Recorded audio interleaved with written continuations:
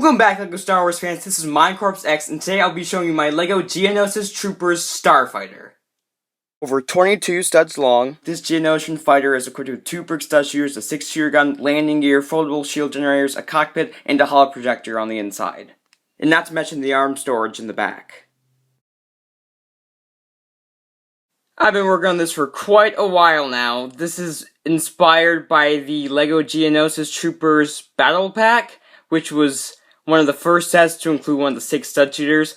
So this is supposed to be the design of a troop transport for the Geonosian combat. So I use I think a total of 4 different browns with black and 2 different shades of gray in this model. And also blue for the laser fire and other stuff that was used for. And also a touch of red. So yeah, I made this for my troopers, and I think the hardest part about this was trying to get it to fit the clone, because those helmets are just quite the size. Another hard thing was trying to get those brick stud shooters to fit in right.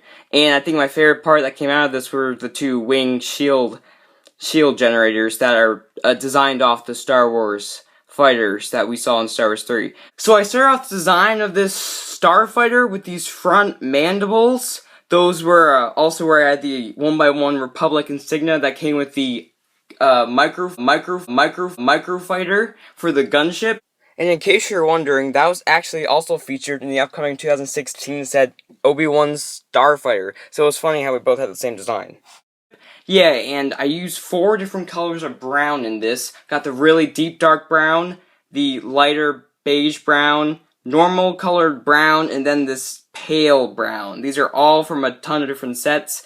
And also a touch of gold. So yeah, I think the hardest part was trying to get the clone pilot, the Geonosian Trooper pilot, to fit in the cockpit, because they have really big helmets. But yeah, this worked perfectly with this viewfinder glass. So anyway, starting from the front, I have these 2 mandibles oh my gosh, this took a while to design for this to work. These are on ball joints for the angle, and also on hinges, which are, the hinges are actually pretty much locked in place. But yeah, so those are on ball joints, so they can get that positioning. And then this follows up right to where the tip of the cockpit is, and this whole cockpit is on a hinge for the beam feeder to get in there. Yeah, so I think my favorite part, what I'm most proud of about this, is you see the 6 stud shooter.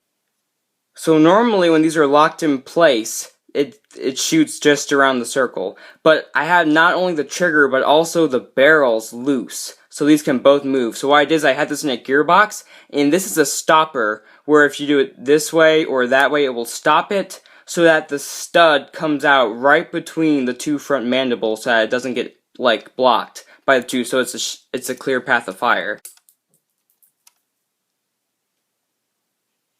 Now the wings are another interesting thing, but I'm going to go ahead and move on to the cockpit, because this is more of the core of the model. So lifting up the view screen, I have an upside down circular 2x2 with a hole in the center connected by a silver stud. I thought that looked cool for like a projector of the battlefield, or something that would be necessary in the course of action. So this fits not only just a minifigure clone, but also one of these clones with a jetpack on. Another really handy thing for going into battle with. So I'm going to put him in a minute, but just to look in there, the wings, this where it gets interesting, because you see those 2 gray bars? Not only are those the controls, but those are what these wings are based against. It's because these are not actually all normal studs. These are like in these big circles right here in between studs. So that was a really interesting design developed for the wings. Now I have it sealed off for the cockpit with these 1x2 brown slopes, so that is just a bit more realistic. And then just to the side are our brick stud shooters, where these just slide right in with the shape of the wing.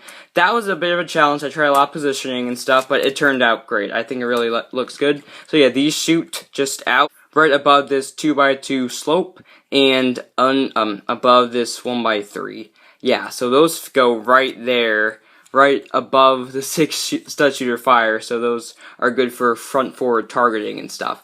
Now the wings, I just have a little design just with the gray, and then a clip to latch on our shield generator, so that's try to keep it to a minimum to contain good shape. So yeah, So I'm going to stick my minifigure in and show you where he fits. There's actually 2 places you can stick him in, but... So yeah, he's going to sit right in there. Fits snugly and perfectly, and there we go. Just like that. So yeah, he fits in there really well. I'm going to take him out again. So yeah, that's the look of the cockpit. Yeah, just right in there between the brown 1x2 slopes. So that closes up. Right now, this is kind of... Oh, and don't tell anyone, but this is actually only connected by 1 stud. It, however, does stay on very well. So yeah, no need to mention that. And this closes with one of those 1x2 brown slopes hugging it on either side.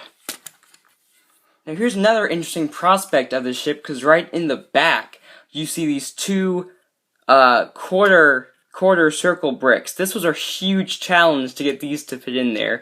But yeah, these were really necessary for the design. It's not all closed off, but it's just Lego, so it's good enough. Now, the whole thing about this back is this whole selection slides up to reveal our arm center to hold the guns. Our guns go right in there. You can take these out for the pilot once he lands. Yeah, just like that. I tried to fit not a minifigure, there's no way. Well, that was experimented, but yeah, it didn't work. Or maybe an astromech droid could go in there, but yeah, I think it's good for the role of a starfighter as just a weapon storage. And then these 1x4 slopes go right in to finish off the design of the bottom of the hull. Just down there like that, yeah. And then on the bottom, this is all buffered off to resume attachments. Now, a look on the back, I really liked, I had these 2 flaps. These are just for the shape and the look of the wing. Just to make it look cool. It was another design I worked really hard on. Prepare for landing. Now, of course, landing gear is necessary. Right under the wing, in a really concealed spot, are the landing gear, where I just had these on bars so these can fold out.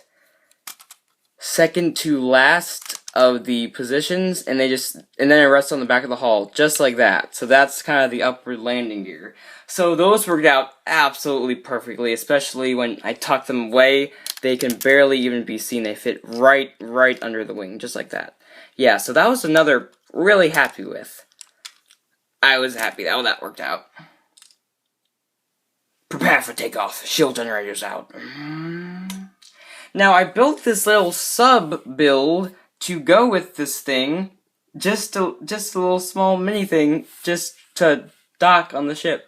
Just to let her tall enough to get up there. There's a little clone with his projector receiving his orders for Order 66. Let's hope not. And then here's another pilot with this special radio I designed for like a grid. So I thought that was cool. He's like barking orders into it. So yeah, I had these 2 poles, these flick-fire missiles on grab hands, but then I decided to add the 1x2 slopes to make it look like it was digging into Geonosian sand. So that works out really good. It looks cool.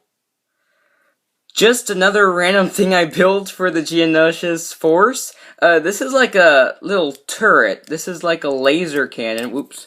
Alright, there we go. It's just a laser cannon where I can fit a guy in here, and this is a ball joint turret. This was going to be the side of a gunship, those green rays that they shoot out, but didn't turn out to be that big. So yeah, my Geonosian trooper with his little jetpack brick stud shooter thing. I had a 3rd one. Yeah, it just fits in there, and it's like a laser ball turret. I couldn't really fit it on the ship. It looked awkward, but I just decided to throw that in. So, there you go. Now that you saw that, this was my first basic design for the Starfighter. This was just the first idea. So I've come a long way from there, but yeah, my desk is all cluttered because I wasn't finished building it. I was going to use a few different bubble glasses, but I think what I ended up with was just the right thing. This was a second major checkpoint in development. As you can see in the back, there's actually a turret. That's because the minifigure there didn't have any arms on, so yeah, I couldn't really go with that, but this is when I still decided this was gonna be a gunship, but I changed it for the Starfighter, however, was really what was needed. In case you're wondering, of course, this is not an actual LEGO set, but I think it's got some really good material in it. Let me know what you think, and feel free to leave a comment on anything else you want to see. This is Minecorp X. Check out all my other videos, and I will see you all next time. Over and out. And leave a like for the self-made animation.